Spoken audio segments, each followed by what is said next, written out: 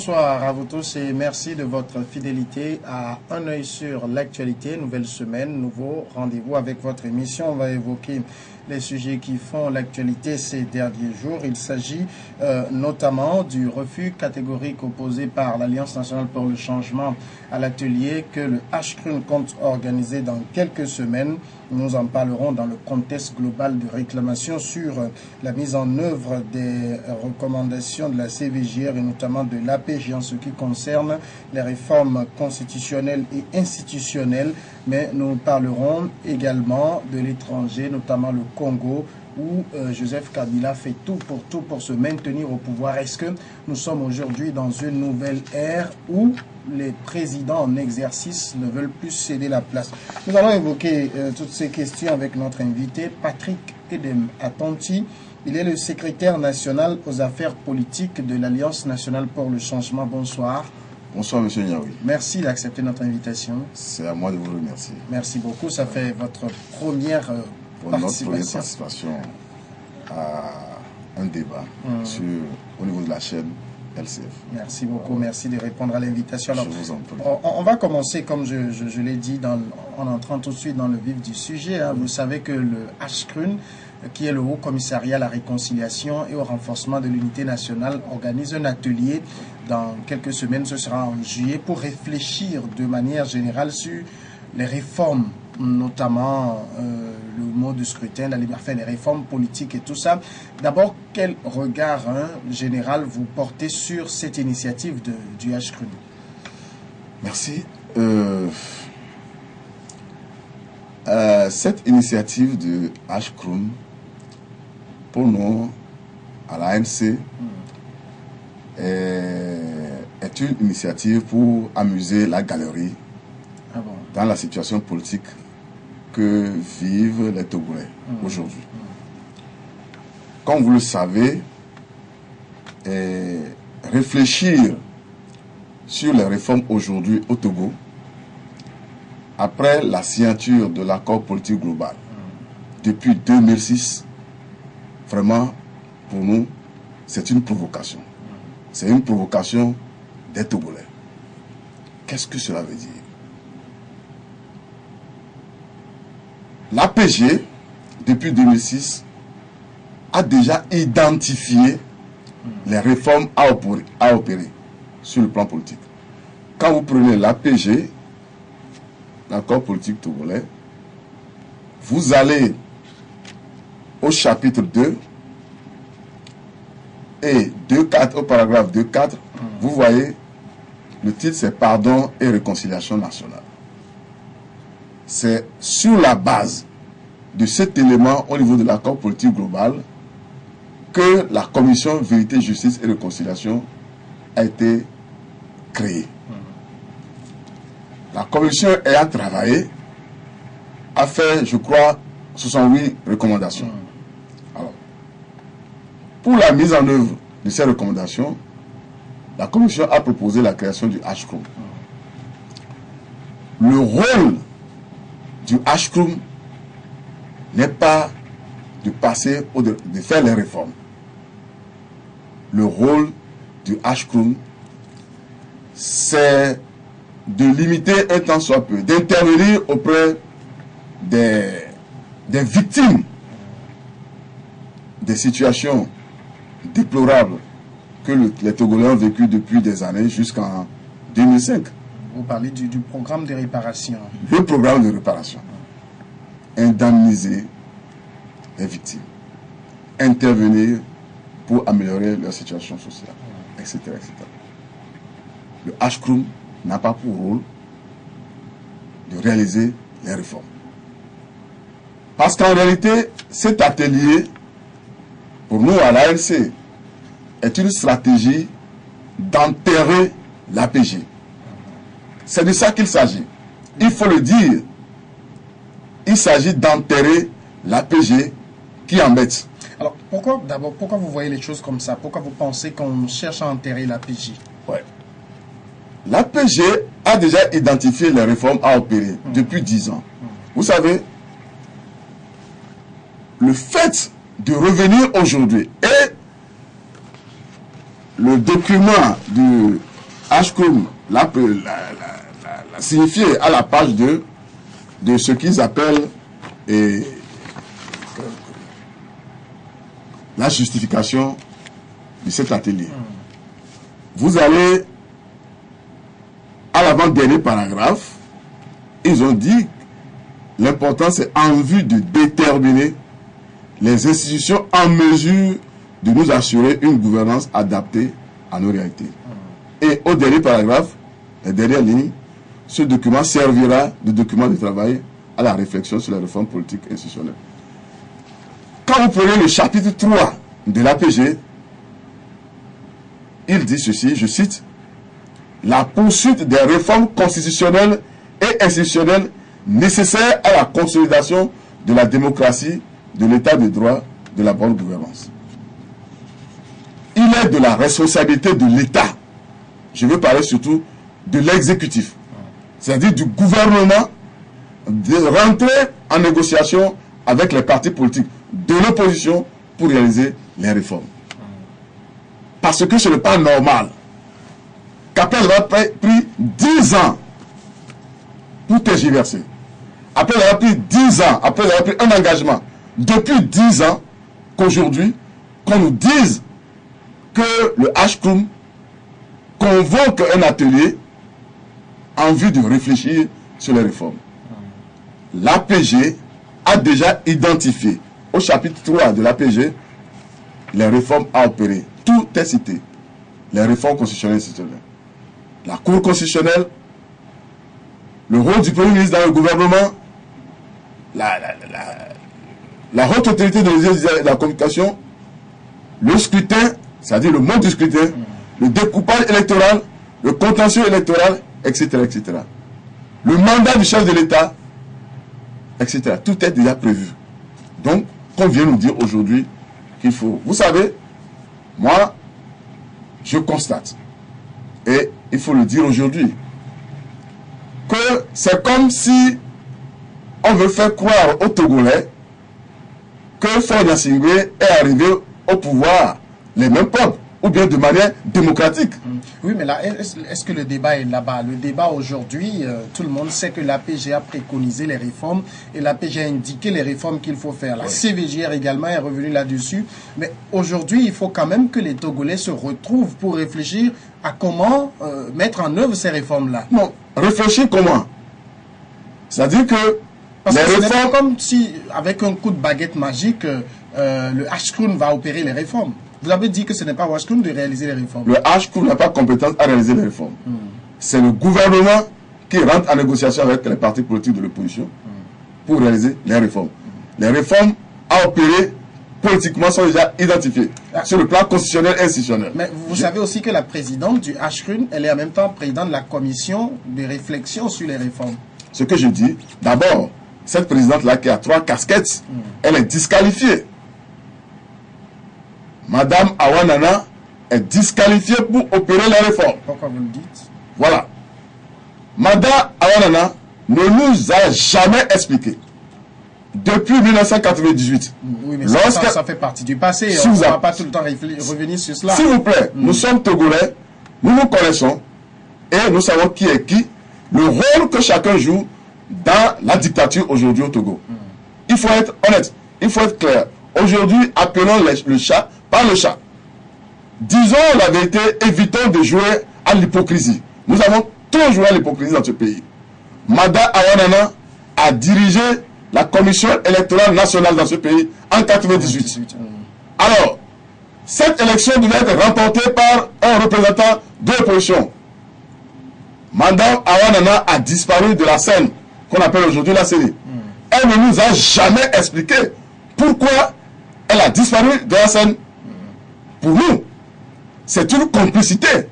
À partir du moment où elle a disparu, elle a laissé son rôle au colonel Céline Memel en son temps, qui avait proclamé de faux résultats faisant réélire le général Gnassingbé. Est-ce que ça fait que Awa Nana n'a plus rien à donner aux Togolais aujourd'hui? Elle est plus crédible en matière politique parce que lorsque... C'est vous qui le dites. Hein? Oui. À l'AMC, c'est ce que nous disons. En politique, lorsque vous posez un acte, vous devez expliquer l'acte et il appartient aux populations de tirer les conclusions qui s'imposent. Mais depuis 1998 qu'elle est partie. Vous savez comment elle a quitté le pays? Quand elle a disparu de la scène, laissant le colonel Seymour proclamer ses faux résultats en 1998, elle a disparu du Togo. Où est-ce qu'elle est partie? Où est-ce qu'elle est partie? C'est le pouvoir qu'elle a déplacé, qui l'a fait quitter le pays. Bon, et finalement, c'est dans le secret. En fait, mais là, aujourd'hui, nous sommes devant un fait concret. On a comme l'impression, monsieur Attanti, que vous avez un problème personnel avec l'ANC. Vous avez un problème personnel avec Awanana et que ça expliquerait le refus de l'ANC de prendre part à cet atelier. Non, c'est que Awanana a posé, lorsque vous êtes médiateur de la République, par exemple, Madame Awanana est aujourd'hui médiateur de la République. Vous devez faire en sorte pour établir la confiance entre vous, de manière à ce que lorsque vous êtes appelé à régler un problème entre les citoyens, que les citoyens aient confiance en vous. Je vous donne encore un autre exemple. Pas plus tard qu'en avril dernier, M. Jean-Pierre Fabre, chef de file de l'opposition, a adressé une lettre au chef de l'État pour lui dire qu'il ne serait pas à la fête du 27 avril. Alors, l'ampliation de cette lettre a été adressée au HCRUM. Mais une ampliation qu'on reçoit, moi, je suis désolé. Madame Awanana s'est permis de répondre à une ampliation. En sa qualité de médiateur de la République. En sa qualité de médiateur de la République. Mais qu'est-ce qui a été dit? Madame Awanana semble donner leçon au chef de file de l'opposition sur l'indépendance de ce Togo. Mais je suis désolé. Sur la démocratie, je suis désolé. Vous semblez me rejoindre comme si vous aviez un problème personnel. Non, nous n'avons pas de... Non. Est-ce que vous êtes en train de vous venger de ce qu'elle a recadré Jean-Pierre Fabre dans son refus de participer aux festivités du 27 avril? Est-ce qu'elle a recadré Jean-Pierre Fabre en tant que médiateur de la République? Est-ce que Mme Awanana a recadré Jean-Pierre Fabre? Ce n'est pas son rôle. Elle a quand même signifié à Jean-Pierre Fabre, s'il vous plaît, le pourquoi il devait être présent aux festivités. Mais elle n'a même pas à répondre puisqu'elle n'est pas destinataire de cette lettre. Mais vous lui avez fait copie quand même. Mais c'est une ampliation. On n'a pas à répondre. Elle a répondu en sa qualité de médiateur. Elle n'a pas à répondre. Elle n'a même pas à répondre à cette ampliation. Deuxième élément. Mais vous dites qu'elle a répondu en sa qualité de médiateur de la République. Mais vous avez suivi comment la lettre a été publiée dans les journaux? Cela veut dire que Mme Awanana est partisane. Elle défendait bec et ongle les positions du Parti uni et de Force Assemblée. Comment vous pensez qu'on puisse avoir confiance à une telle dame? Ce n'est pas possible. Ce n'est pas possible. Donc là, le problème qui se pose, c'est un problème de confiance. Madame Awanana est disqualifiée pour les réformes. Ça aurait été une autre personne à la tête du HCRUM, vous y seriez. Mais en fait, ce que je dis, c'est pourquoi d'ailleurs nous, on n'est pas rentré même dans le contenu de cette lettre-là qu'elle a adressée. Pour nous, il appartient au gouvernement, en tant qu'exécutif, d'opérer les réformes avec les partis politiques de l'opposition. C'est très simple. C'est comme ça que ça se fait. Si il doit avoir une confiance, à partir du moment où la confiance n'y est pas, d'abord, il faut être clair. C'est de ça qu'il s'agit, il faut le dire. Vous n'avez pas confiance en elle. Nous n'avons aucune confiance en elle. Pourquoi? Parce que c'est à cause de 98, à cause du 27 avril. Je viens de donner l'exemple. Elle a prouvé son incompétence pour régler, pour faire un tel travail. Donc, mais là, on est dans un contexte où, que vous le vouliez ou non, vous êtes obligé de passer par elle. Hein. C'est-à-dire? Elle est la présidente de la commission chargée de réfléchir sur les réformes. Mais je dis qu'elle est incompétente. Oui, mais là, c'est ce que vous dites, mais dans les faits, elle l'est. Et donc, les réformes passeront systématiquement par elle. Mais nous, ça ne nous engage pas. Ça ne nous engage pas. Même si ce sont les réformes que vous voulez. Ça engage celui qui l'a désigné. Ouais. Même si ce sont les réformes que vous voulez, parce que vous préconisez ces réformes-là, si c'est elle qui doit les mettre en œuvre. Mais je dis que nous n'avons pas confiance en elle. Et j'ai insisté, pour dire qu'il revient au chef de l'État, au gouvernement de le faire. Mais là, le fait est là. Madame Awanana n'est pas membre du gouvernement, à ce que je sache. Mais le fait est là, elle est présidente d'institution. Le fait est là, c'est par elle que cela passe. Non. Non, ça ne fait pas partie de ses attributions. Non. Le rôle de Awanana est d'inciter le chef de l'État à opérer les réformes.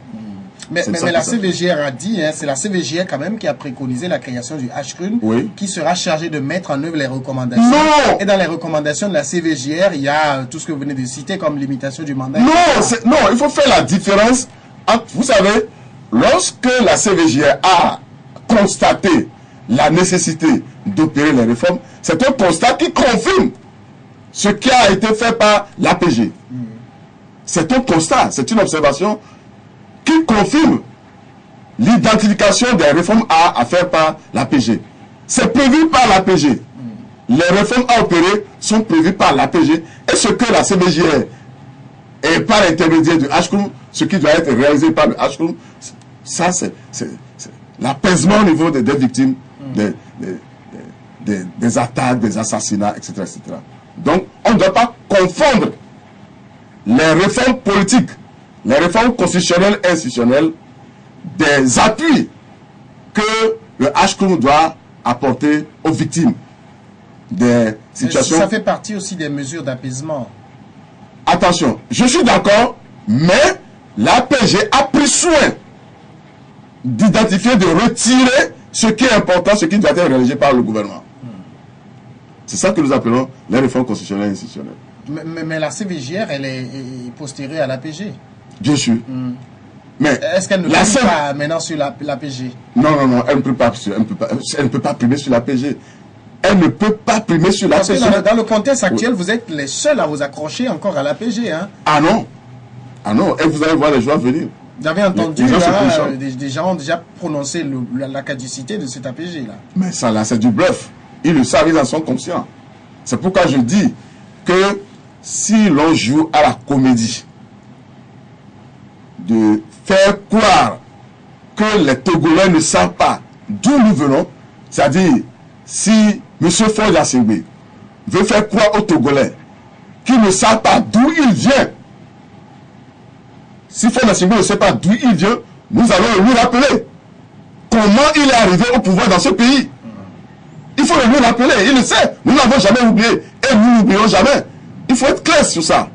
Faure Gnassingbé doit savoir, et les compatriotes de UNI doivent savoir que nous n'avons pas oublié comment Faure Gnassingbé est arrivé au pouvoir dans ce pays.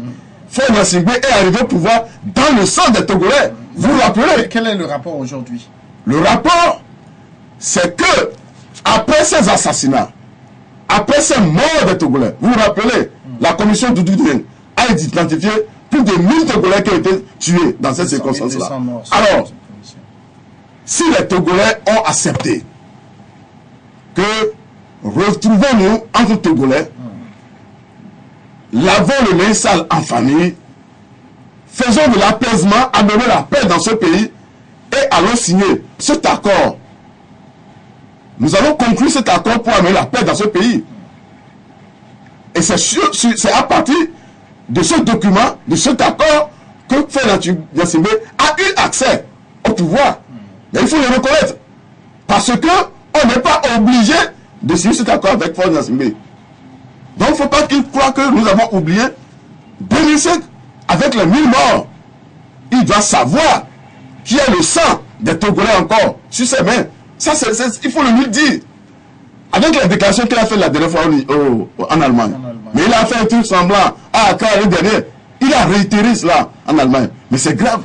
Je suis désolé. Il faut juste rappeler qu'en Allemagne, il n'a pas parlé spécifiquement du Togo. Il a répondu à une question d'ordre général. Ouais, il a répondu, mais il faisait allusion aussi à la situation togolaise. Non, il a été clair au début. Il a dit qu'on de parler de son pays. Mais de façon générale, pour lui, est-ce qu'on peut appliquer les mêmes lois à tous les pays? Est-ce que chaque pays ne doit pas réfléchir pour voir la loi qui sera conforme aux réalités de ce pays-là? Vous savez, est-ce que Faure Gnassingbé, dans la situation que nous vivons aujourd'hui au Togo, la misère que nous vivons aujourd'hui au Togo, est-ce que Faure Gnassingbé a besoin de répondre de cette manière-là? Il ne fait que confirmer son intention de rester au pouvoir ad vitam aeternam. De toutes les façons, la Constitution lui permet de rester. Mais dans quelles conditions cette Constitution a été tripatouillée? Vous savez, je vais vous dire ceci. Lorsqu'on dit que la Constitution le lui permet, les Togolais n'ont jamais accepté, depuis l'expérience qu'ils ont vécue avec son père, son feu père Gnassingbé Yadéa, que le chef d'État fasse plus de 10 ans au Togo. Cela a été confirmé avec la constitution de 92. Et jusqu'à aujourd'hui, l'écrasante majorité des Togolais ne veut pas que le chef d'État fasse plus de 10 ans au pouvoir. Mais Faure Gnassingbé quand même doit pouvoir tirer le son de cette obsession des Togolais à voir défiler à la tête de l'État d'autres Togolais. Je veux être aussi chef d'État. J'ai envie de l'être. J'ai envie de l'être.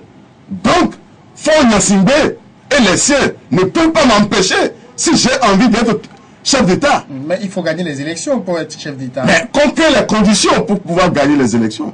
C'est parce que tout a été verrouillé. On empêche les Togolais d'être chef d'État. Parce qu'aujourd'hui, de quoi il s'agit? Si Faure Gnassingbé et les siens ne t'acceptent pas pour atteindre ce niveau, tu ne l'atteindras jamais. Tout a été verrouillé. Tout a été verrouillé, c'est ça qu'il s'agit. Mais il faut rappeler chaque fois à Faure Gnassingbé qu'il a encadré le sang des Togolais sur les mains. Il a le sang des Togolais sur les mains. Et que les Togolais n'ont jamais oublié que lorsqu'ils venaient au pouvoir en 2005, c'était dans le bain du sang.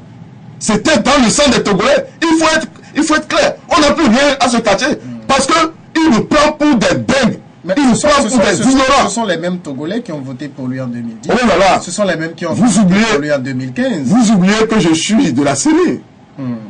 Et je peux vous dire beaucoup de choses sur la Syrie.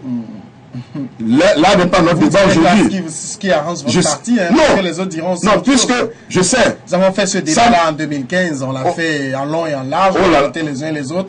Les avis étaient difficiles à concilier là. Non, au fait, lorsqu'on a la force, lorsqu'on a les armes, on pense toujours s'imposer. Mais l'avenir aidant, c'est que ça n'arrangera pas Faure Gnassingbé demain. À force de pouvoir insister, à force de pouvoir croire. Mais lorsque vous êtes sur la scène et que, quand vous êtes sur une scène de théâtre, les spectateurs, lorsqu'ils vous quittent, lorsque les spectateurs vous quittent sur la scène de théâtre et que vous ne quittez pas la scène vous-même, mais qu'est-ce qui va se passer? Qu'est-ce qui se passe? C'est la honte. Comment vous l'appelez? C'est la course, les jambes au cou. Comme ce qui s'est passé au Burkina Faso la dernière fois. Mais moi, je rappelle et j'insiste que Faure Gnassingbé doit savoir qu'il a le sang des Togolais sur les mains. On ne peut jamais lui oublier. On ne peut jamais oublier qu'il a vécu. Alors, vous avez parlé tout à l'heure des propos que le chef de l'État a tenus en Allemagne. Il a été clair sur le sujet. Pour lui, il faut maintenant réfléchir à voir quelle constitution donner au pays. Dit qu'il est persuadé que l'Afrique regorge d'intellectuels qui peuvent mener cette réflexion-là. Vous ne pensez pas que c'est un peu vrai? C'est de la comédie, c'est de la distraction. Non, mais dire que le continent a quand même des têtes pensantes qui peuvent réfléchir à ce qui est bien pour les pays. Pas dans le cadre actuel. Nous disons que dans le cadre des réformes actuelles, on ne doit pas nous perdre le temps. Ce n'est pas le temps de réflexion. Les réflexions ont été opérées depuis 10 ans. Tout est sur document. Tout est écrit noir sur blanc. On n'avait qu'à opérer les réformes, point barre. Mais est-ce que depuis 10 ans, les mentalités n'ont pas évolué? Il y a eu beaucoup de personnes, par exemple, qui avaient moins de 18 ans, qui ont aujourd'hui 18, 20, 22, 25, 28, 30 ans, aujourd'hui qui réfléchissent autrement, qui ne voient pas forcément les choses comme vous les voyez, comme la paix générale. Mais est-ce que vous avez expérimenté ce qui a été dit? Est-ce que vous avez expérimenté? D'abord, ça, c'est un accord qui engage Faure Gnassingbé. Ça l'engage. Cet accord engage Faure Gnassingbé. Il doit répondre de cet accord. S'il ne répond pas de cet accord, ça nous amène sur une autre ligne. Il faut réfléchir autrement. Faure Gnassingbé doit répondre à cet accord. Mais participer à cet atelier, c'est être complice de l'enterrement ou bien accepter la caducité de l'APG tel que les gens le disent. Pourquoi vous parlez d'enterrement? Parce que ce que nous savons, ce qui se mijote, c'est d'aller faire croire aux gens que les populations togolaises ou bien les participants à cette rencontre acceptent de donner encore 2 mandats à Faure Gnassingbé après 15 ans. De toutes les façons, le même sujet reviendra. Hein. C'est revenu en 2015, ça reviendra encore. Mais ça veut dire quoi alors? Nous évoluons comment? Faure Gnassingbé est le seul capable de construire ce pays? Est-il le seul capable de construire. D'abord, on nous a toujours fait comprendre que Faure Gnassingbé était un intellectuel. La politique, on nous a dit que c'est un intellectuel, qu'il a fait des études, qu'il a fait la France, qu'il a fait les États-Unis. Mais tel que les choses évoluent, je doute. Je doute de... Il a des diplômes, hein, non, mais, vous n'avez pas à douter. Mais je doute, puisque lorsque vous avez un niveau d'études élevé, vous avez la chance de frotter beaucoup de choses, de rencontrer des personnalités, de discuter avec eux, de vivre des expériences. Mais tel qu'il se comporte, je doute de ses compétences. Il n'est pas le seul Togolais capable de diriger le pays. Nous sommes tous Togolais, mais bizarre ce qui se passe aujourd'hui. Voilà ce qui se développe encore avec Faure Gnassingbé. Ça, c'est un régime qui développe le tribalisme. Un régime qui développe le tribalisme. Je vais vous donner un exemple très simple. Encore qu'il y a plusieurs exemples. Vous savez, quand vous sortez de Lomé par Agoué et au niveau de l'échangeur, vous allez voir, ça c'est un exemple banal. C'est mis avec des plaques indicatrices Kara. Ouais, c'est le système, l'ethnie, la seule ethnie qui est dessus des autres ethnies au Togo. Tel que l'autre l'a fait en Allemagne, Hitler. On met Kara. Ça, c'est un signe de tribalisme. Je vais vous dire pourquoi. Pourquoi? Avant d'arriver à Kara, vous sautez par le ciel pour atteindre Kara. Mais moi, je suis Togolais. Je n'accepte pas qu'on me mette le pied dessus. Avant d'atteindre Kara, vous passez par Tchédié. Vous passez par Ngotié chez moi. Vous passez par Atapamé. Vous passez par Sokoré. Avant d'atteindre Kara. Mais pourquoi on met une flèche indicative Kara? Mais c'est grave. Ça n'a pas de... Les gens voient ça, mais vous n'appréciez pas le degré de tribalisme qui se développe dans ce pays-là. Même si l'intention est de dire qu'on va vers une région, que Kara est un chef-lieu de région, mais il y a quand même deux chefs-lieux avant d'atteindre Kara. Tchédié est un chef-lieu. Atapamé est un chef-lieu. Mais Sokoré n'est pas un chef-lieu. Mais il faut faire très attention à ce qui se passe dans ce pays. C'est si grave, les gens ne l'apprécient pas. Je donne cet exemple.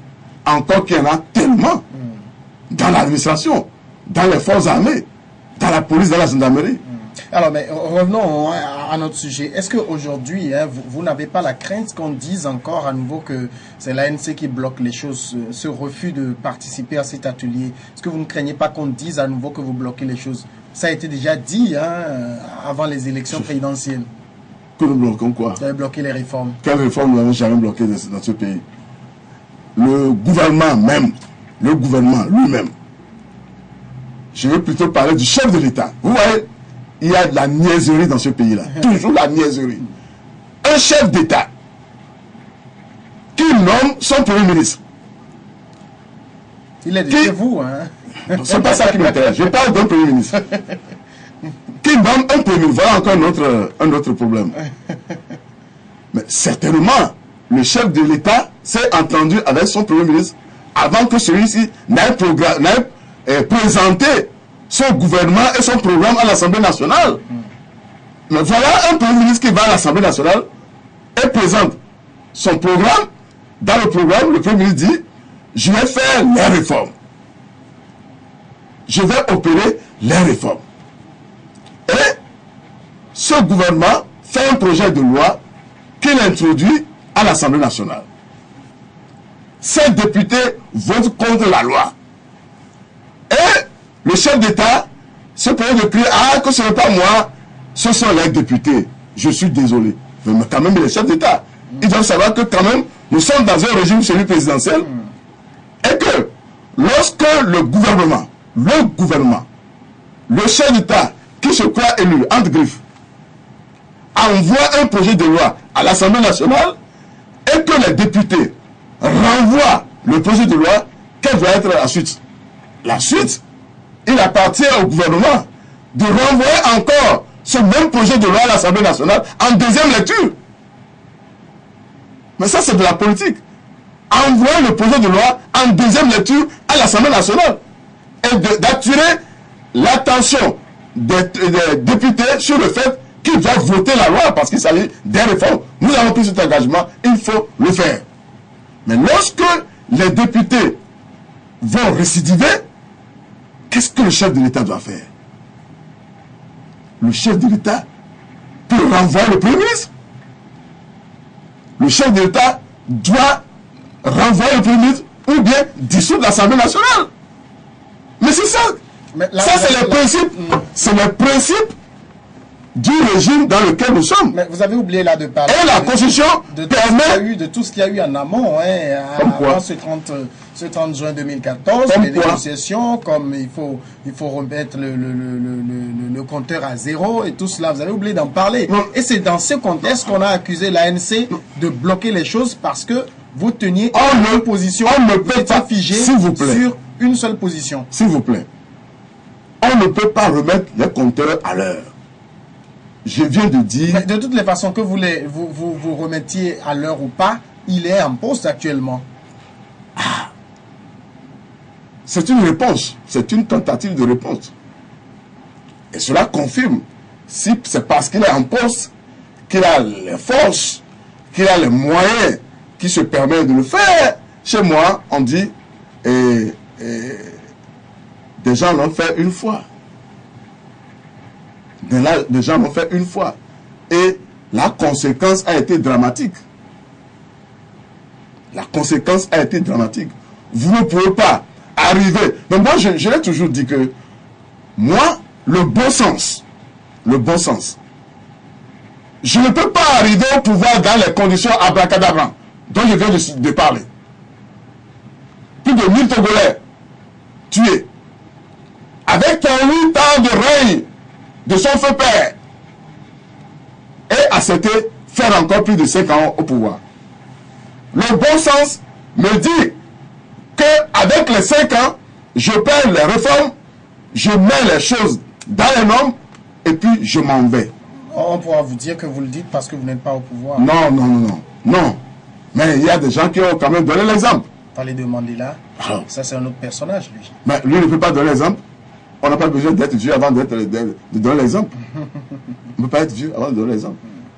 Yahibo, il l'a prévu. Je dis Yahibo, Patrice Talon, on l'a prévu. Bon, il faut attendre 5 ans pour voir s'il le fera. Mais il a dit.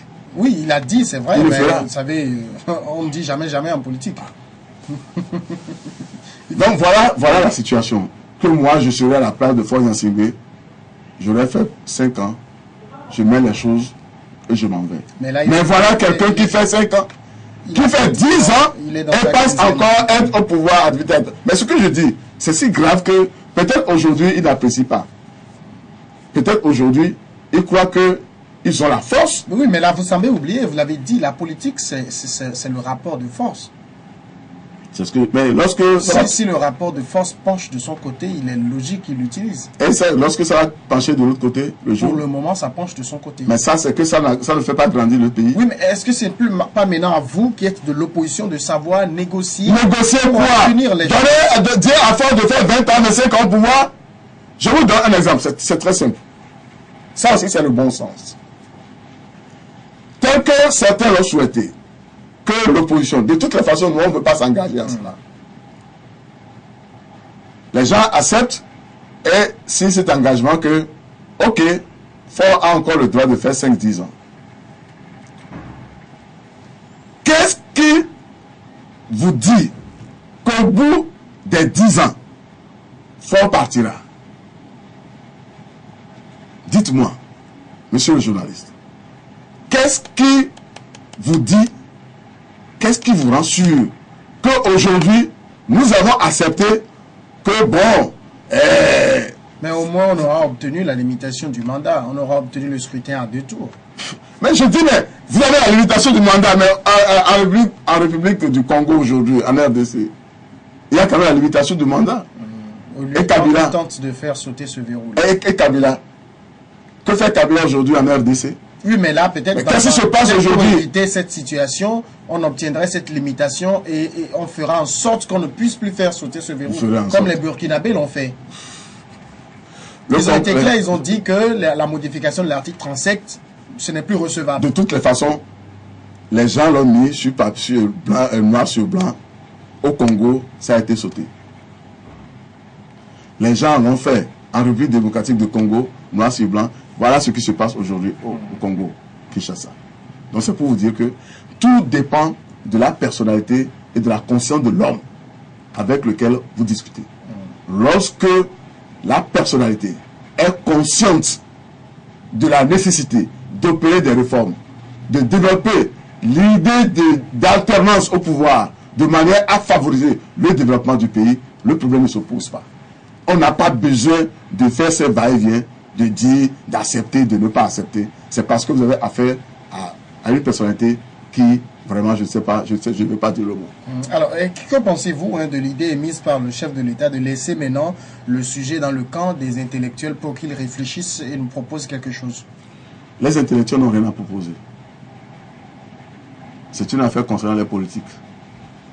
Nous avons été catégoriques parce que plus encore, politique, vous êtes acteur de la chose. Mais lorsqu'il cela intéresse, l'intellectuel n'a qu'à aller conseiller Faure Gnassingbé. Ça s'arrête là. Depuis que moi je suis rentré en politique dans ce pays, mais y a-t-il d'intellectuels dans ce pays? Y a-t-il d'intellectuels dans ce pays? Les pays que moi j'ai traversés, lorsqu'il y a des crises, je sais quand même que les intellectuels sortent de leur chambre, de leur brousse, pour se positionner, pour dire voilà, face à une telle situation, voilà ce que je pense. Quels sont ces intellectuels qui se prononcent au Togo pour aujourd'hui nous servir de leçon? Je ne sais pas s'il y a des intellectuels au Togo. Je doute. Peut-être qu'il y a des cadres. Je doute. L'intellectuel doit nécessairement, quelle que soit la situation politique dans le pays, doit se prononcer. Mais on n'en voit pas. Mais dans ces conditions, s'il plaise à un intellectuel de se prononcer, il n'a qu'à rentrer dans la politique. Il ne faut pas semer la confusion. Vous vous rappelez ce qui s'est passé au Sénégal avec Ouad? Aller ou ne pas aller, être candidat ou ne pas être candidat, avant qu'il ne parte en définitive. Donc, les intellectuels, s'ils veulent faire politique, ils n'ont qu'à rentrer dans le rang des politiques, au lieu de jouer à la comédie. Et à présent, quel est votre... Puisque vous refusez de participer à l'atelier du HCRUN, vous n'irez pas, on est déjà sûr de cela.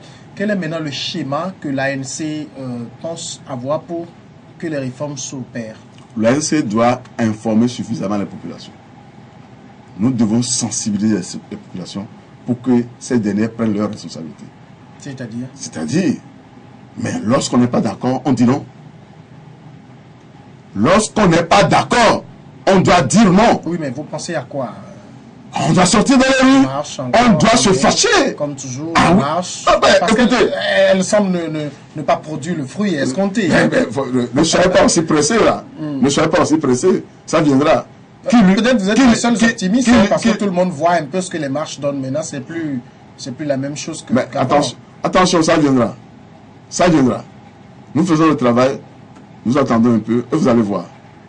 Je pense que ce n'est pas le Togo où les marches, d'abord au point de vue constitutionnel, c'est le moyen que la loi nous donne. Alors, ce n'est pas au Togo seul que les marches, les manifestations doivent donner de réponses aux ambiguïtés du pouvoir. Ça viendra. Nous avons su ce qui s'est passé dans plusieurs pays. Je suis sûr, moi. Je suis confus. Je sais que le mois viendra, les populations vont réagir. Parce qu'aujourd'hui, le pouvoir se cherche. Les populations doivent pouvoir prendre leurs responsabilités et dire à Faure Gnassingbé et les siens que ça va. C'est de ça qu'il s'agit. C'est le travail que nous faisons au jour le jour. C'est pour cela d'ailleurs, vous vous rappelez, nous étions à Tchévier la dernière fois, le week-end passé. Il y avait un grand meeting de sensibilisation. Aujourd'hui, ce week-end, le samedi, c'est Vaughan. Cap 2015 est à Vaughan. Et le 2 juillet prochain, le 2 ou bien le 4. Le 4 certainement, le 4 c'est le samedi. CAP 2015 encore sera dans les rues de Lomé. Sensibiliser, expliquer, les populations finiront par prendre leurs responsabilités. C'est-à-dire, quand vous dites prendre leurs responsabilités, c'est quoi? Elles ne peuvent que marcher, il n'y a rien d'autre à faire. Dire non au pouvoir quand on n'est pas d'accord. Ça, c'est par les élections. Se fâcher. La loi nous dit que quand on n'est pas d'accord, on peut manifester dans la rue. Donc, et c'est ce que vous faites là. Ah oui, non, on n'a pas suffisamment manifesté. Le moment viendra, nous manifesterons suffisamment. C'est-à-dire suffisamment. Je voudrais que vous soyez clair. Je ne peux plus être clair. Je ne peux plus être clair. C'est-à-dire, aujourd'hui, vous sortez dans les rues, ouais. Vous manifestez, vous marchez, vous avez des itinéraires que vous suivez, vous débouchez à la plage, on explique des choses aux militants qui repartent chez eux. Il y a un autre schéma à part cela? Mais je dis que les populations n'ont pas suffisamment manifesté pour que le pouvoir s'en aille. Le moment viendra, ils vont manifester, le pouvoir tirera ses conséquences. C'est-à-dire, moi je veux que vous soyez clair. J'ai suffisamment, monsieur Niaou, j'ai suffisamment été clair. La population n'a pas suffisamment le pouvoir le comprend et entend ce que je dis. Le pouvoir comprend et entend ce que je dis. Le moment viendra, on verra. Puisque ils n'attendent que cela. Nous verrons le moment venu. D'accord, mais aujourd'hui, maintenant, sur les réformes, là, il y aura l'atelier, malgré votre absence, oui. Elle se tiendra quand même. Il se tiendra quand même. Des gens iront, feront des propositions, et après, peut-être un mécanisme sera enclenché. Alors, vous boudez l'atelier, est-ce que ça veut dire tout ce qui va suivre après, vous allez bouder également? Nous aviserons le moment venu. Nous sommes Togolais. Nous sommes là. Nous aviserons le moment venu. Parce qu'on se rappelle par exemple que lorsque la CVJR était mise en place, on a critiqué la CVJR, l'opposition a critiqué la CVJR, mais après, tout le monde a repris pour son compte les recommandations de cette même CVJR-là. Est-ce que c'est dans ce schéma que vous trouvez aujourd'hui, dire que cet atelier est mauvais, et après, quand les conclusions seront ce que vous voulez, vous allez dire, bon, maintenant on les prend? Tout ce que je veux dire, c'est que participer à cet atelier, c'est être complice de l'enterrement de l'APG. À l'ANC, nous ne voulons pas être complices de l'APG, de l'enterrement de l'APG. Nous ne voulons pas être complices de la caducité de l'APG. Pour nous, l'APG est là, il faut le mettre en exécution. C'est tout. D'accord. On va venir maintenant à l'autre sujet, c'est la lettre-réponse que le chef de file de l'opposition a envoyée aux évêques du Togo. Les évêques, il vous souvient, ont fait sortir donc leur lettre il y a quelques semaines de cela. Jean-Pierre Fabre leur a répondu, il a salué l'analyse que les évêques ont faite de la situation sociopolitique du pays. Est-ce que, Edem Atanti, c'est une manière pour Jean-Pierre Fabre de demander aux évêques d'aller encore plus loin que ça? Mais, vous savez, vous avez lu la lettre pastorale. Et enfin, c'est un ouf. Parce que nous étions aussi surpris que depuis ce qui se passe dans ce pays et que les évêques ou bien les prêtres ne se prononcent. Mais ouf, finalement, ils ont pu se prononcer. Alors, ils n'ont fait que confirmer ce que nous disions sur la destruction du pays au point de vue économique, au point de vue politique. Alors, Jean-Pierre Fabre, il fallait le faire, réagir par rapport à cette lettre pastorale et remercier l'Église catholique de cette position. Mais demander aussi que l'Église ne s'arrête pas à ce niveau-là, parce que c'est une responsabilité morale, l'Église catholique, qui constitue la plus grande religion au Togo. Elle a commencé. Je veux parler de la conférence épiscopale depuis les années 90 avec Monseigneur Fanoukou Podro. La situation ne fait que s'empirer. Faudrait-il que la conférence épiscopale s'arrête à ce point, à la publication de la lettre? Ça ne suffit pas.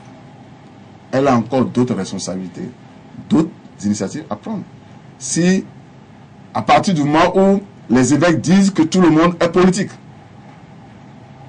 la politique n'est pas limitée aux hommes politiques. Elle n'est pas limitée aux politiciens. Comme certains responsables de la société civile le faisaient croire entre-temps, il y a 2-3 ans. que la politique c'est pour les politiques et que les membres de la société civile ne doivent pas s'immiscer dans les manifestations politiques. Enfin, cette lettre a mis les points sur les i. Il revenait quand même à l'autorité morale que constitue la conférence épiscopale de reprendre son bâton de pèlerin et de jouer le rôle qu'il faut pour que le Togo reprenne sur ses jambes. Parce qu'aujourd'hui, le Togo n'a plus de jambes. Le Togo n'a plus de genoux. Donc, nous pensons, nous autres, que la responsabilité de l'Église, de la conférence épiscopale, ne doit pas s'arrêter à cette lettre, à la publication de cette lettre pastorale. Je crois que c'est ce que le chef de file de l'opposition a fait. Alors, au-delà, qu'est-ce qu'elle peut encore faire? Parce qu'elle doit, qu'est-ce qu'elle peut encore faire? Beaucoup de choses. La conférence doit prendre, je viens de le dire, son bâton de pèlerin, rentrer, évoluer sur les passerelles, et voir dans quelles conditions régler ce problème. Penser à des médiations? À des médiations, c'est possible, comme elle a toujours fait. Participer aussi à la sensibilisation des populations, parce que la lettre pastorale, elle est limitée seulement aux intellectuels, aux instruits. Les populations dans les villages ne sont pas suffisamment informées. Certes, nous autres partis politiques, nous n'avons plus la responsabilité de le faire. Mais il serait aussi plus intéressant que l'Église elle-même, par le biais de ses paroisses à l'intérieur du pays, fasse le travail. Ça attirerait plus les populations que ce que les politiques ont fait. Voilà. Ce serait un peu comme faire de la politique à l'église, ce qui est interdit. Non. Mais les prêtres ont dit que la politique, c'est... À part les prêtres ont dit, parce que les évêques ont été avant tout prêtres, avant d'être évêques. À partir du moment où vous êtes un homme qui respire, qui vit dans une société, qui mange, qui apprécie le bien du mal, vous faites de la politique parce que vous direz non lorsque ça ne va pas. Vous direz non lorsque ça ne va pas. Donc, tout le monde fait de la politique. On n'a pas, il n'y a pas une limite aux hommes qui vivent sur la terre. Ils ont même bien cité qu'ils font eux-mêmes de la politique. En donnant l'exemple dont je viens de parler. La politique, elle n'est pas limitée seulement aux hommes politiques. La politique, elle est faite pour tous les hommes. La différence entre ce que font ceux-là, je vais parler des prêtres et autres, c'est que eux, ils ne se battent pas pour prendre le pouvoir et gouverner la cité. C'est la seule différence. Mais ils disent aussi non quand on n'est pas d'accord. Voilà. Mais la lettre pastorale, comme nous en parlons, a eu quand même le mérite d'être assez neutre. Elle n'a pas pointé un doigt accusateur sur une partie comme sur une autre. Non. Bon, au fait, vous connaissez bien papier. La lettre a été objective. Elle a décrit les choses telles qu'elles sont. Voilà. Donc, il ne s'agit pas de dire qu'elle a été neutre ou pas. Elle a dit les choses telles qu'elles sont et telles qu'un responsable doit pouvoir être honnête vis-à-vis de sa conscience. C'est ça qu'il s'agit. Oui, mais là, aujourd'hui... Ce n'est pas une question de neutralité. Mais quand on écoute les interprétations que les uns et les autres font de cette lettre, c'est comme si la lettre avait accusé le pouvoir de ne pas faire les réformes, de ne pas changer la situation économique, mais etc. Qui n'a pas fait les réformes? Est-ce que c'est nous, de l'opposition? Oui, mais là, la lettre ne l'a jamais dit. Donc, ça veut dire que c'est une responsabilité partagée. Non, la lettre... L'opposition aussi pourrait avoir trouvé sa responsabilité. Mais voilà encore un nœud gordien, là.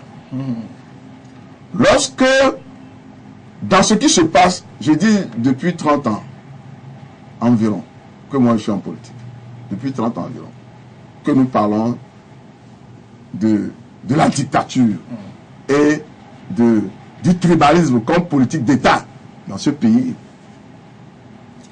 Certains, en faisant le bilan de l'échec, pensent que c'est l'opposition. Je ne dis pas non. Mais lorsque vous mettez dans la balance les responsabilités de l'opposition face au pouvoir, le pouvoir la balance pèse lourd du côté du pouvoir. Parce que c'est le pouvoir qui a les moyens de faire les réformes. Il suffit de dire, je vous assure, M. Niaoui, si le pouvoir décide de faire les réformes aujourd'hui, en une semaine, c'est fait. Parce que je sais de quoi je parle. En une semaine, c'est fait. Lorsque le pouvoir ne veut pas faire les réformes, et que les gens trouvent des scénarios pour dire l'opposition a fait ceci, je dis tout ça, c'est des histoires. L'opposition, c'est un tout. C'est un tout. Mais si le pouvoir même a une idée de développer ce pays, de mettre, vous voyez, regardez, au Sénégal, avec Macky Sall, que, comment s'appelle le chef de l'État sénégalais? Oui, Macky Sall. Oui, avec Macky Sall. Non, je vais parler de celui qui est libéré là. Ah, Karim Wade. Karim Wade, avec la libération de Karim Wade. Le chef de l'État sénégalais, après analyse, a compris que il est normal, il est nécessaire de faire en sorte que les populations se retrouvent entre elles, se parler, être ensemble pour travailler pour le développement du pays.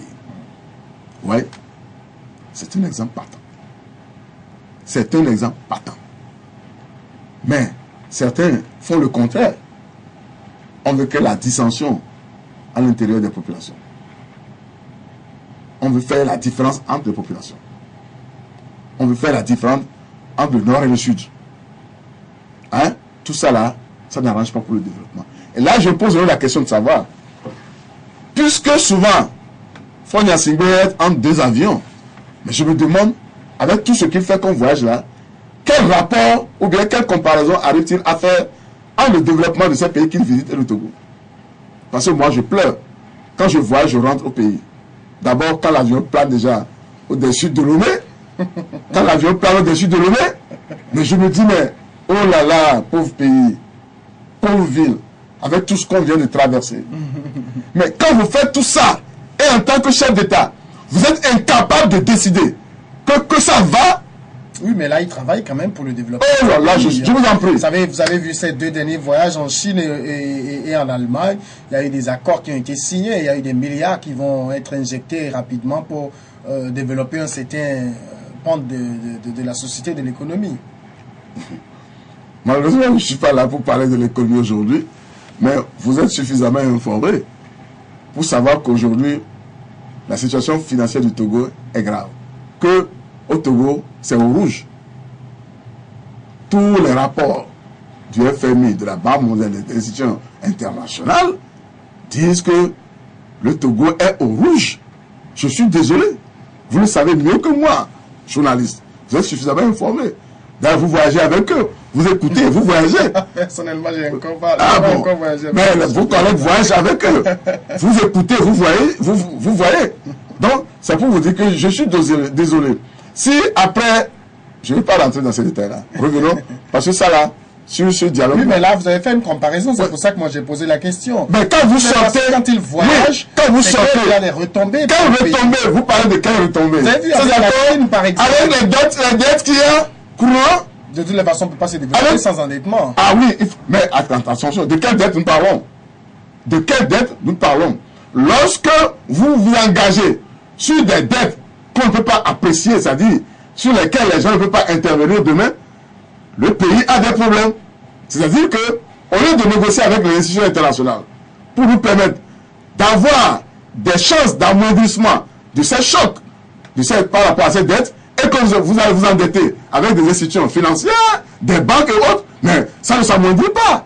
Ça ne se résout pas. Les gens ne peuvent pas intervenir sur ces fonds. Parce que c'est avec les banques. Les banques sont des structures d'affaires.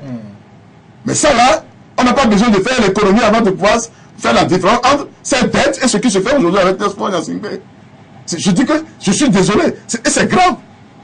C'est grave qu'on aille s'endetter auprès des institutions financières, auprès des banques qui font des affaires avec des taux d'intérêt de 7, 10, 15%, alors qu'à côté, il y a des institutions internationales qui sont capables de nous donner ces prêts-là avec des taux d'intérêt de 0 à 1%. Mais je suis désolé. Je suis désolé, M. Niaoui. Mais si c'est pour vous dire pour qu'elle soit après regardante dans ce que nous faisons et tout, il vaut mieux éviter cela. Éviter quoi? Par exemple, quand vous avez, avec le FMI, vous savez, ils vont regarder dans l'économie pour voir qu'est-ce que vous faites, comment vous le faites, pourquoi vous ne faites pas ci ou ça. C'est elle qui doit nous fixer le cap et tout cela. Ça peut peut-être empêcher, nous, notre développement. Parce que nous savons ce qui est bien pour notre économie. Le chef de l'État le sait, lui. C'est parce que vous êtes faux. C'est parce que vous n'êtes pas honnête. Vous êtes malhonnête. C'est parce que vous êtes des voleurs. Vous êtes des brigands. Parce que, en matière de gestion financière, c'est l'honnêteté. C'est la transparence. Lorsque vous êtes honnête, lorsque vous êtes transparent, vous savez que ce que vous faites, c'est pour les populations. Que vous ne voulez pas, vous ne trafiquez pas. Mais que ces institutions Internet interviennent, ça ne peut que vous aider à mieux faire, à partager les informations. À partager les informations. C'est parce que vous volez, vous traficotez. C'est ça qu'il s'agit. Pourquoi ne pas accepter la transparence? Vous savez, l'homme n'a jamais été droit. L'homme a toujours besoin peut-être d'un plus petit que lui. Qui peut te rappeler, papa, oui mon frère, ah, il y a ceci là, il y a ceci, ah, oui, il y a ça là. Tenons compte de ça dans l'évolution de ce que nous faisons. Mais vous, lorsque vous pensez connaître tout, ça veut dire que vous êtes faux, vous êtes malhonnête. C'est ça qu'il s'agit. Nous évoquions à l'instant la lettre des évêques. Alors, il y a quand même, au niveau des autres confessions religieuses, un silence, un blackout total. Ça vous étonne, vous? Ça ne m'étonne pas. Ça ne m'étonne pas. Parce que nous savons ce que le pouvoir fait au niveau de ces structures. Ah bon? Ouais. Ils sont tous corrompus. Incapables de prendre leurs responsabilités. Nous voulons citer l'église des Assemblées de Dieu, par exemple.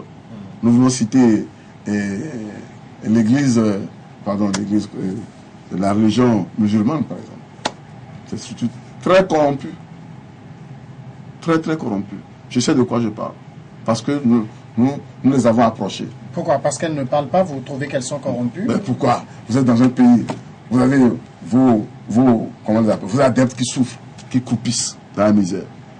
Vous savez, monsieur Nyami, j'ai fait un déplacement hier. J'étais allé pour une mission dans Vaughan. Oh là là. Oh là là. La misère. Ça dit que vous voyez quand vous rentrez tout de suite. Mais quand on dit qu'à moins de 100 km de Lomé, la pauvreté est aussi ambiante, c'est tout. Vous rentrez tout de suite dans Vaughan, à Médina, tout ça là. Les premières observations vous permettent de dire que ça ne va pas. La bâtisse, les demeures, les domiciles des populations. Les gens sont encore avec la chaume. Les tôles que les parents et les grands-parents ont posées sur les toits, sont déjà atteintes de quoi? Et je ne sais pas comment on le dit là. On devait remplacer ces tôles. Mais malheureusement, les jeunes sont incapables de remplacer les tôles. La misère, je vous dis, elle est ambiante, même à moins de 100 km. Puis encore à Lomé. Donc c'est pour vous dire que si jusqu'à ce niveau, les gens sont incapables de s'interroger sur leurs responsabilités, lorsque les gens sont incapables de s'interroger sur leurs responsabilités, en ce qui concerne la pauvreté, la misère ambiante de leur population, et se dire qu'ils s'interrogent sur 2 mandats de chef d'État, là je dis que ça ne va pas. Il y a comment on appelle, le bon sens qui a vidé les lieux. Le bon sens a vidé les lieux. Je suis désolé. Oui. Oui, mais en quoi vous dites que les autres confessions religieuses sont complices de la chose? Je leur dis qu'on a approché les gens. Je dis que c'est des gens qui sont corrompus. Ils sont suffisamment corrompus par le pouvoir en place. Et incapables de prendre leurs responsabilités pour se prononcer. Lorsque vous êtes corrompu, lorsque vous êtes corrompu, il vous est difficile de dire la vérité à vos corrupteurs. Lorsque vous êtes corrompu, il est difficile de dire la vérité à vos corrupteurs. C'est ça qu'il s'agit. Ils sont incapables de dénoncer leurs corrupteurs. C'est ça. Mais là, est-ce que vous ne le dites pas parce que n'ont pas dit quelque chose qui vous arrange? Qu'est-ce que ces gens-là, le fait d'abord d'être incapable de se prononcer sur la situation politique, on se pose des questions. Ça vous remontrera que l'Église est apolitique. Non, mais on vient de répondre, on vient de parler de ça avec la lettre des évêques là suffisamment éclairée que tout homme qui vit est politique. C'est tout. D'accord, on va parler toujours dans l'actualité d'un autre parti politique. Ce sont vos frères de l'opposition. Je vais parler du Comité d'action pour le renouveau qui traverse une véritable zone de turbulence. Difficile de s'imaginer que ce parti va atterrir sain et sauf de cette crise. D'abord, quel regard vous avez de façon analytique sur ce qui se passe chez vos voisins? D'abord, je n'ai pas envie de me prononcer sur ce qui se passe au CAR. Je veux seulement leur demander de prendre leurs responsabilités parce que nous avons beaucoup à faire pour remettre sur les pieds le parti pour nous permettre d'évoluer. Il n'est pas de l'intérêt des Togolais de voir un parti parlementaire comme le CAR vivre une telle situation. J'attire l'attention des premiers responsables du parti sur la question. C'est tout ce que vous avez dit. C'est tout ce que j'ai à dire. Mais là, c'est une crise qui est née de la volonté de l'ancien président fondateur, Maître Yaouvia Gouibo, de revenir aux affaires. Là, ça vous dit de voir comme ça des gens qui ont pris, entre guillemets, leur retraite et qui veulent encore reprendre les choses en main? Parce que c'est la même chose qu'on reproche au pouvoir là. C'est quelque chose comme ça qui se passe encore là. Je n'ai pas envie de me prononcer sur la question. Vous avez peur de frustrer les gens? Non, je n'ai pas envie de me prononcer. Je sais pourquoi je n'ai pas envie de me prononcer. Ouais. Mais je souhaite vivement qu'ils s'entendent entre eux. Mais chez vous, quelque chose de pareil, ça fait pour le moment, c'est le calme, mais est-ce qu'il n'y a pas quand même des velléités? Non, vous savez, chez nous, c'est là la différence même. Vous savez, chez nous, à la MC, il n'y a pas de chef omnipotent. Hein. Non. Le débat est sur la table. Il n'y a pas de thème sur lequel on ne puisse débattre. Je ne vois pas de parti, ça c'est un défi. Je ne vois pas de parti au Togo qui débat plus que l'ANC. C'est un défi. Vous pouvez vous-même faire les enquêtes. Parce que le bureau national de l'ANC est constitué à près de 100 personnes. Et chaque lundi après-midi, c'est le débat. De 15h à 18h, 19h, 20h. C'est le débat. Mais malheureusement, c'est dommage qu'on ne peut pas vous. Mais vous pouvez faire vous-même les investigations autour des partis pour voir, pour identifier. Mais faites vous-même les enquêtes sur les partis politiques togolais pour apprécier, savoir de quoi il s'agit. Le débat à l'ANC, je ne le vois pas ailleurs. Parce que nous nous connaissons dans le pays. Je ne le vois pas ailleurs. Est-ce qu'au niveau de l'ANC, quand même, vous avez la limitation de mandat à la présidence? Non. Nous avons 3 ans, 3 ans après le congrès. Si vous voulez être candidat, vous posez votre candidature, c'est tout. C'est pas limité quand même? Non, c'est pas limité. Parce que vous êtes président, c'est ad vitam. Non, ça ne peut pas être aussi ad vitam. Ce n'est même pas possible. Oui, parce que c'est ce qui pose problème après, quand on demande au président que c'est fini, on peut prendre sa place. Non, vous savez tout ça là, c'est de la responsabilité des gouvernements. Lorsque l'exemple est donné en haut, ça jaillit sur le bas. Mais là, nous parlons de partis politiques. C'est la même chose. Lorsque les gouvernants donnent l'exemple en haut, ça jaillit sur le bas. C'est ça qu'il s'agit. C'est comme au niveau d'une famille. Lorsque le père est exemplaire, les enfants sont exemplaires. Du moins, la majorité des enfants sont exemplaires. C'est ça. Lorsque la tête est une bonne tête, le corps est en bonne santé. Mais lorsque la tête est pourrie, le corps aussi est pourri. Est-ce que vous confirmez par exemple qu'au niveau de l'ANC, il est possible d'avoir des ambitions? Moi j'ai des ambitions. Moi jamais empêché de vouloir être candidat prochainement à l'ANC. Moi j'ai des ambitions. Et personne ne m'a jamais empêché. Bien sûr, des gens ont des ambitions. Mais j'ai dit tout à l'heure que j'ai envie d'être chef d'État. Oui, ça m'avait dit, mais pas encore président de l'ANC. Je peux ne pas être président de l'ANC à être candidat. Je peux ne pas être président de l'ANC et être candidat. À partir du moment où il y a la démocratie au sein du parti. Je n'ai pas besoin d'être nécessairement président de l'ANC avant d'être candidat. Parce que si je vous pose la question, vous savez, aujourd'hui, les jeunes sont là, militent au sein des partis politiques, mais nous choisissons au sein de notre parti, du moins, au sein des partis. Le président de la jeunesse, il est vieux, hein. Le président de la jeunesse de l'ANC, hein, il a déjà des cheveux blancs. Non, je suis pas sûr. Il est très jeune par rapport à moi. Il est très jeune par rapport à moi. Il est dans la quarantaine, je crois. Il n'est pas aussi vieux comme je pense. C'est peut-être nous qui sommes vieux. Ouais. D'accord. Alors, au regard de tout cela, aujourd'hui, vous savez, de plus en plus de voix se lèvent pour demander à ce qu'il y ait un grand mouvement, un grand bloc de l'opposition. Il y a des appels qui sont faits au chef de file de l'opposition pour tendre vers ce grand mouvement d'ensemble-là qui va au-delà du cap 2015 aujourd'hui. Un autre mouvement qui regroupe les partis politiques et peut-être même la société civile pour réclamer les choses. Qu'est-ce que vous en pensez? Vous savez, les gens parlent comme si on n'a jamais constitué un tel mouvement au Togo. On a plusieurs exemples. Je pense qu'il y a le code 1 pour ceux qui ne le connaissent pas, le code 2. Peut-être vous étiez encore très jeune en ce moment. Et hier, le collectif Sauvons le Togo, qui sont des mouvements citoyens. Et le 12 juin 2012 en est un exemple. Mais le problème au Togo, c'est que après le 12 juin, vous avez suivi tout ce qui s'est passé entre les partis politiques. C'est la diffamation, c'est la calomnie, c'est la jalousie. Si bien qu'on se pose la question de savoir, est-ce que les partis politiques peuvent encore rester ensemble? C'est la question qu'on se pose.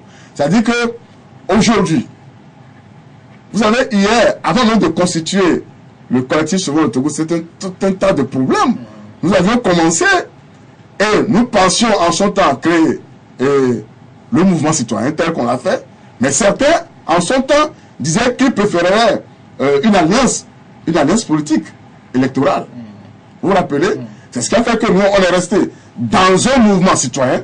Le collectif Sauvons le Togo était un mouvement citoyen, alors que d'autres partis créés ce qu'on appelait la coalition arc-en-ciel, qui était purement politique. Aujourd'hui, le collectif Sauvons le Togo est parti, la coalition arc-en-ciel est partie, nous on s'est retrouvés au niveau de CAP 2015, qui est une alliance électorale, une alliance politique électorale, qui peut dire même au-delà de l'alternance. Alors, on se pose la question de savoir maintenant. Parce que dans un premier temps, tel qu'on l'a dit tout à l'heure ici, certains disaient, lorsqu'on constituait le collectif Sauvons le Togo, que c'était l'affaire des politiques, que la société civile n'a même pas à travailler avec les politiques. Vous vous rappelez? C'était un débat. Mais aujourd'hui, la société civile se constitue. Ce qui se passe aujourd'hui alors, on se pose la question de savoir, est-ce que le mouvement citoyen, c'est-à-dire il faut un contenu à la chose. Qu'est-ce qu'on y met? Est-ce que le mouvement citoyen est juste pour la société civile, ou bien c'est lorsque certains responsables de la société civile sont aux commandes du mouvement que c'est un mouvement citoyen, ou bien on associe à la fois les politiques et la société civile? Il y a tout un tas de questions qu'on se pose. On se pose aussi la question de savoir, à l'ANC, puisque les gens demandent au sein de l'opposition de faire le travail, ce que nous avons vécu, on se dit, mais des gens qui disent qu'il ne faut pas travailler pour réaliser les réformes, et que lorsqu'on travaille pour réaliser les réformes, c'est l'ANC et Jean-Pierre Fabre qui vont ramasser les bénéfices de ces réformes. Est-ce que c'est à ceux-là qu'il faut faire appel pour travailler? Monsieur Niabi, des gens qui se disent de l'opposition et qui disent qu'il ne faut pas faire les réformes parce que si on fait les réformes, c'est l'ANC et Jean-Pierre Fabre qui vont ramasser les bénéfices. Est-ce que vous pouvez faire ce truc-là? C'est comme si je viens par exemple en France où aujourd'hui le chef de l'opposition, c'est Nicolas Sarkozy. Mais est-ce que on peut demander à Nicolas Sarkozy de rassembler les gens comme Marine Le Pen de FN? Est-ce qu'ils peuvent travailler? Monsieur le journaliste, est-ce que Nicolas Sarkozy peut aller appeler les gens comme Marine Le Pen de FN pour travailler avec eux? Peut-il même appeler les fondeurs du Parti Socialiste et travailler avec eux? Ou bien peut-il appeler les militants du Parti Communiste et travailler? Mais il y a un problème. Des gens qui se disent de l'opposition et qui, pendant l'élection présidentielle, vont faire la campagne aux dictateurs. Je veux dire Faure Gnassingbé. Et qui organisent même la fraude au profit du dictateur. Alors qu'ils se disent de l'opposition. Vous voyez ce que je dis? Il y a un problème. Il y a des gens qui, par exemple, lorsque vous êtes ensemble, au niveau du Collectif Sauvegarde Togo, vous allez en réunion, ils viennent en réunion avec ce qu'on appelle des enregistreurs. Ils enregistrent ce que vous dites, ils vont manipuler et ils vont vendre le pouvoir en place. Vous pouvez faire appel à ces gens-là. Il y a des gens qui juste veulent un carnet d'adresse, approchent l'ANC pour dire qu'ils sont de l'opposition, pour aller négocier des postes de ministre au sein du gouvernement. Vous allez continuer par faire appel à ces gens-là? Des gens qui aujourd'hui, nous le savons, avant même la formation du gouvernement, qui ont négocié le poste de Premier ministre, ils ont échoué. Ils ont négocié le poste de ministre d'État, ils ont échoué. Ils ont négocié le poste de ministre, ils ont échoué. Qui aujourd'hui font la leçon et vous demandent de les associer à une manifestation du genre, vous pouvez collaborer avec ces gens-là? Monsieur Jaoui, dites-moi. Hein? Donc voilà tout un tas de problèmes. Ce qui fait que nous, finalement, on dit, mais ce qui serait bien, c'est que chacun, les gens, certains ne sont pas d'accord avec nous. Ils n'aiment pas certaines têtes à l'ANC ou bien à CAP 2015. Mais lorsque vous êtes des partis politiques et que vous avez les mêmes objectifs, alors que vous avez les moyens d'action différents, vous ne pouvez pas atteindre les objectifs. Est-ce que vous voyez? Des gens qui n'aiment pas des têtes à l'ANC, qui n'aiment pas des manières de faire de l'ANC, mais doivent aussi aller se retrouver entre eux. C'est cette manière, on croit que la chose peut être faite de cette manière-là, constituer différents groupes, et le moment venu, on peut se croiser quelque part. Mais lorsque les gens insistent, ben, de toutes les manières, nous sommes en train de réfléchir, mais il faudrait que les gens sachent que se comporter comme ça, diffamer, mentir, être jaloux, dire des trucs impossibles, en tant que mettre le débat dans le caniveau, ça ne nous arrange pas. Le débat doit être de haut niveau. Alors, autrement dit, tout ce que vous venez de dire, c'est-à-dire, c'est carrément impossible d'avoir ce front commun-là. Mais puisque les gens insistent, nous sommes en train de réfléchir. Et très bientôt, nous dirons ce que nous avons retenu. Voilà. Mais pourquoi le chef de file de l'opposition ne fait pas des consultations avec ses collègues de l'opposition? Ah non, il le fait. Peut-être que ça ne se publie pas. Ça se publie. Il ne peut pas le faire. Vous savez, j'ai dit quelque chose tout à l'heure. L'opposition n'est pas un parti politique. Le chef de file de l'opposition n'est pas le chef des partis politiques de l'opposition. Chaque parti politique a son patron. Est-ce que vous voyez?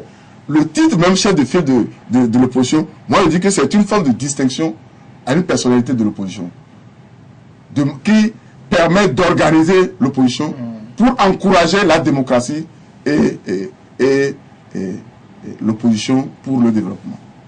C'est de ça qu'il s'agit. Maintenant, le chef de file de l'opposition n'est pas obligé de travailler avec tous les partis politiques de l'opposition. C'est ce que je veux dire tout à l'heure entre Nicolas Sarkozy et Marine Le Pen. Le chef de file de l'opposition travaille avec ceux ou bien les partis politiques avec lesquels il pense que et les objectifs et les moyens d'action vont évoluer sur la même ligne. C'est de ça qu'il s'agit. Mais je vous confirme que le chef de file de l'opposition va faire des entretiens avec des partis politiques de l'opposition parlementaire. Mais est-ce qu'au niveau de l'ANC, d'après vos analyses de la situation, vous êtes aussi parvenu à la conclusion que pour gagner le pari des réformes et tout ça, il faut un grand bloc? Mais nous ne sommes pas contre le principe. Mais vous ne pouvez pas faire un grand bloc entre les crabes, les grenouilles, les serpents. J'ai parlé tout à l'heure des gens. Les objectifs sont différents. Des gens n'ont pas envie que les réformes s'opèrent. Et lorsque vous entrez en contact, vous voulez travailler avec ça, ceux-là, vous avez quel résultat? Même ceux qui disent, proclament partout, que leur objectif, c'est l'alternance, c'est la réforme, mais et les moyens d'action, il faut faire autre chose. Mais comment vous pouvez évoluer ensemble? Ce n'est pas possible. Donc c'est pourquoi, selon moi, mon entendement, il faudrait que les gens se retrouvent en affinité. Lorsque vous vous retrouvez en affinité, tout le monde... Mais souvent, c'est que les gens sont paresseux. Les gens sont paresseux. Ils préfèrent aller insulter sur vos chaînes. Et la politique s'arrête là. Au lieu d'être sur le terrain. Au lieu de sortir, aller vers les populations, leur parler, leur expliquer ce qui se passe. Alors, on préfère rester à la maison. On préfère rester dans son lit. Au moment où l'autre travaille, ben on l'insulte. Alors, est-ce qu'il n'y a pas aujourd'hui nécessité des états généraux de l'opposition? Nous l'avions tenté, M. Nyaoui. Nous l'avions tenté. Vous vous rappelez, peut-être vous avez oublié, avant l'élection, les élections législatives, nous avons fait plus de 3 mois à discuter entre nous. Ça aboutit à quoi? Ça aboutit à quoi? Nous l'avions tenté. Ça a toujours échoué. Mais à l'époque, on pourra vous dire qu'il n'existait pas encore un chef de file. Aujourd'hui, il y a un chef de file qui, quoi qu'on dise, est quand même reconnu comme tel. Il peut encore tenter de l'organiser, de rassembler toute la grande famille de l'opposition pour discuter, pour avoir une vue commune sur la lutte à mener. Je suis d'accord. Je suis d'accord, mais je vais vous dire ceci. Le Togo est un cas atypique. Je donne l'exemple du Burkina Faso, avec le chef de file Zéphirin Diaby. Vous savez, les gens ne savent pas, les gens ne s'informent peu sur ce qui se passe réellement, disent autre chose. Je me rappelle qu'au sein de l'opposition burkinabé, avant cette révolution, Zéphirin Diaby a exclu de l'opposition qu'il dirigeait près de 21 partis politiques qui soutenaient le pouvoir, mais qui disaient partout qu'ils sont de l'opposition. Mais les gens ne disent pas ça par rapport à ce comportement que les partis politiques font. Mais il a exclu près de 21 partis politiques parce que les gens se déclarent de l'opposition, mais font des déclarations inadmissibles qui soutiennent le parti, posent des actes, mais si bien qu'on se demande, mais ils sont où? Mais ils ne le disent pas. Mais est-ce qu'on peut arriver à cela au niveau du Togo? Là est la question. Parce qu'il ne suffit pas de dire que je suis de l'opposition et que ça s'arrête là. C'est par rapport aux actes que tu poses, aux déclarations que tu fais, que les gens apprécient vraiment si tu es de l'opposition ou pas. Les gens se disent qu'ils sont de l'opposition, mais ils vont faire autre chose, contrairement à l'opposition. Vous ne pouvez pas être de l'opposition et pendant l'élection présidentielle, demander aux militants de voter pour le dictateur au pouvoir. Ça, c'est une contradiction, ce n'est pas possible. Vous ne pouvez pas être dans l'opposition et qu'on vous envoie à la CENI, à l'organe qui organise les élections, et que quand il y a la fraude, vous soutenez le parti au pouvoir dans la fraude. Même quand vous cachez devant une association. Je vais vous donner un exemple très simple. Le cas de comment il s'appelle, le gars du cas là, j'oublie son nom. Yaodaté. Yaodaté est un militant du cas, mais il est à la CENI par APED, qui est une association. Mais qui dit haut et fort qu'il n'y a pas fraude alors qu'il y a fraude? Pourquoi vous voulez qu'ils disent qu'il y a fraude quand il n'y a pas fraude? Mais il y a fraude.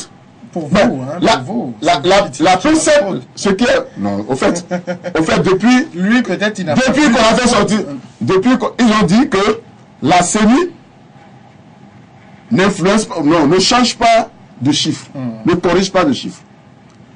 Même là, on fait sortir les documents où la CENI a corrigé. Ils ont corrigé, modifié des chiffres.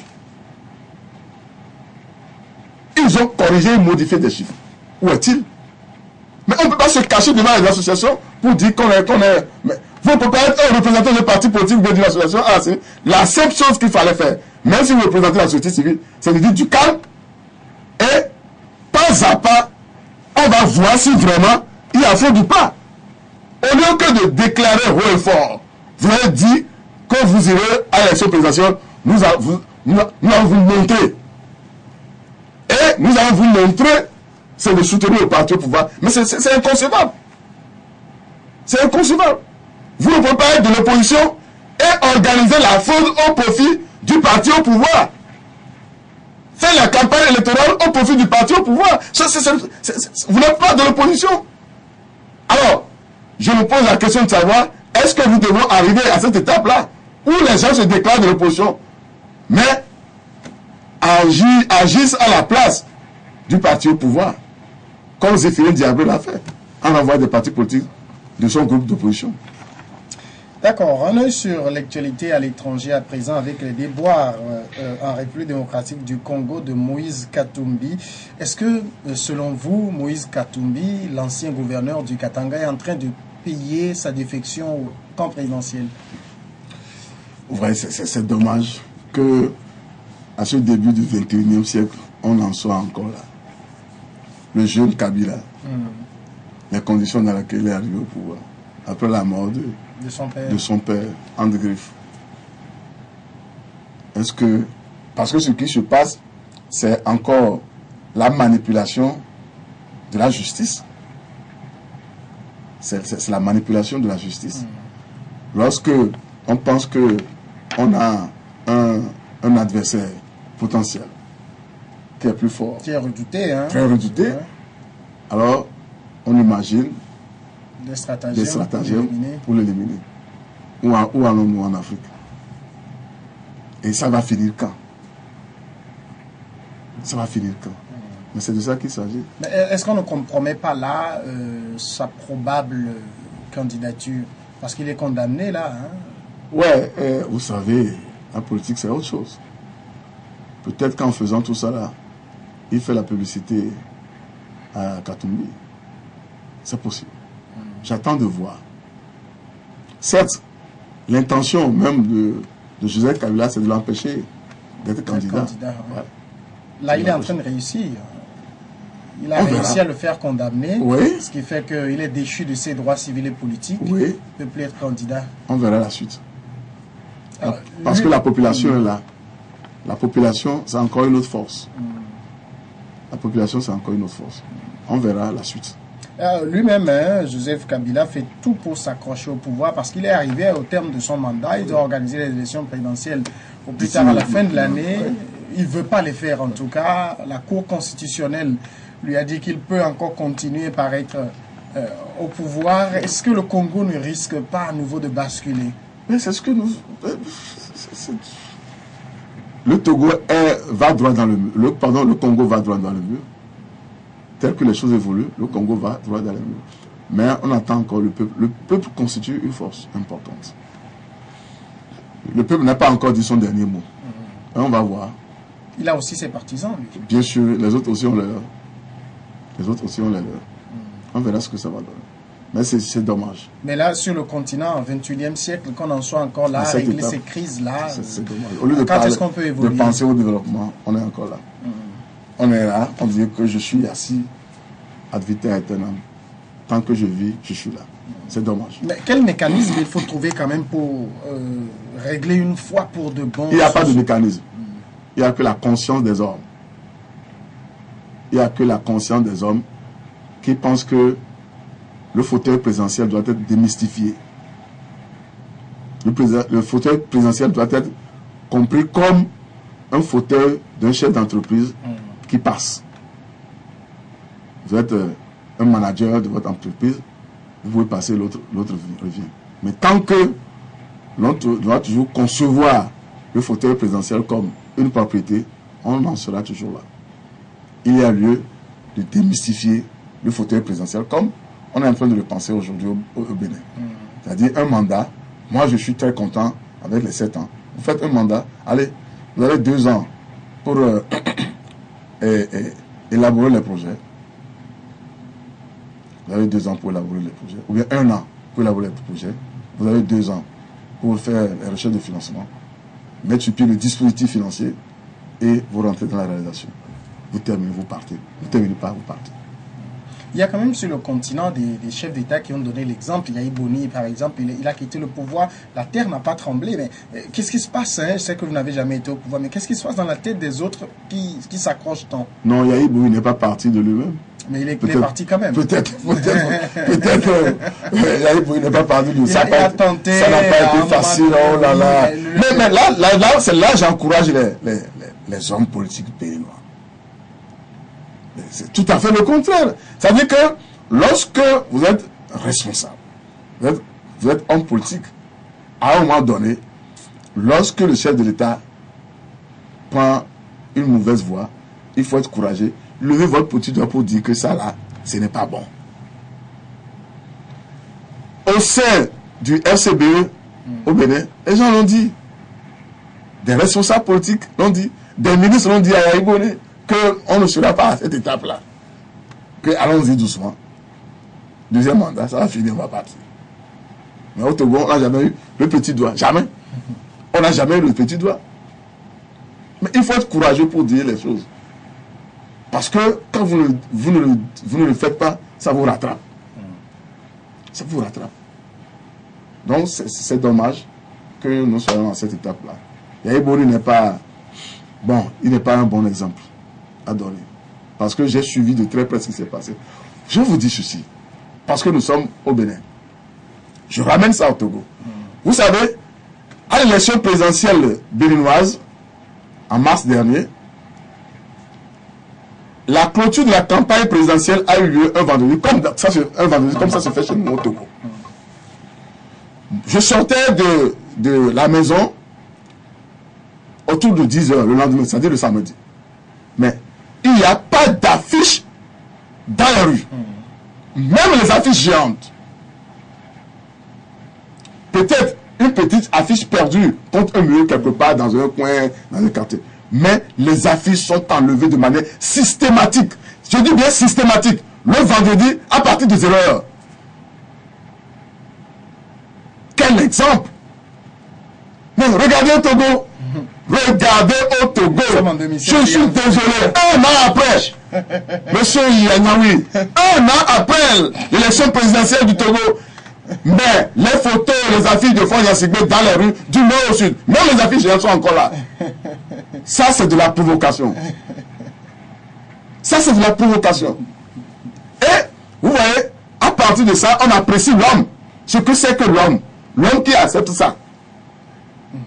Je sais pas si ça, c'est la municipalité de s'en occuper. Dans les différents... Mais la responsabilité est à qui? Non, mais la responsabilité est à qui? Voilà, mais est-ce que Fond Yassigbe, lorsqu'il sort voir ces affiches dans les rues là, est-ce qu'il peut dire quelque chose? Oh non. Mais la loi, c'est le maire qui doit... Mais la loi, mais ça c'est de la... Mais il n'a qu'à dire à ces chefs-là, mais qu'est-ce qui se passe aux responsables? Un an après l'élection présidentielle, les affiches de Fond Yassigbe, allez voir Agoué, Alomez, Abidjan Gomé, tout ça là, mais c'est malheureux. Je vous dis que le lendemain à la clôture, je dis bien le lendemain, la clôture c'est à 0 h. Le lendemain, à partir de 0 h, les gens ont commencé, je n'étais même pas sorti. Mais je sortais à Cotonou, dans Cotonou, à 10 h le samedi, il n'y avait plus d'affiches. Je dis, mais qu'est-ce qui s'est passé? Ils m'ont dit que le travail a été fait la nuit. Même les affiches, des affiches géantes. Mais je suis désolé, c'est honteux. Donnez quand même l'exemple. Soyez exemplaires. D'accord, merci Patrick Edematanti, message compris. Merci à vous d'être passé dans cette émission de là-dessus. Merci. LCF, c'est ça? Oui. Je rappelle que CAP 2015 organise un meeting le samedi prochain à Lomé. Que les populations sortent, viennent écouter, se préparer pour se fâcher. Parce que quand on n'est pas d'accord, on dit non. On ne va pas faire de cette émission quand même une tribune pour lancer cet appel-là. Mais Oui. merci d'être passé quand même dans notre émission. Merci Vous beaucoup. êtes le secrétaire national aux affaires politiques de l'Alliance nationale pour le changement. Oui. Voilà qui met fin à cette émission sur l'actualité de ce dimanche. Merci à vous tous qui l'avez suivi. Je vais vous retrouver le dimanche à venir. Merci beaucoup.